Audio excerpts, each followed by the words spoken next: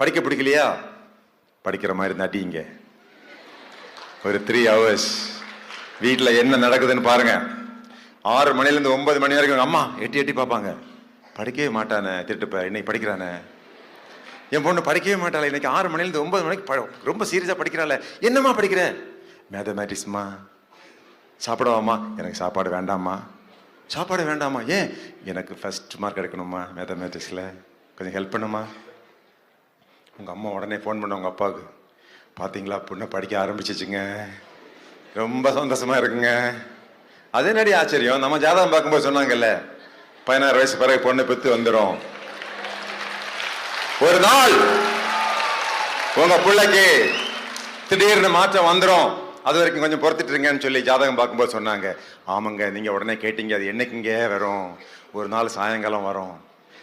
எப்படி வரும்? வடக்கே இருந்து ஒரு ஆள் வருவாரு,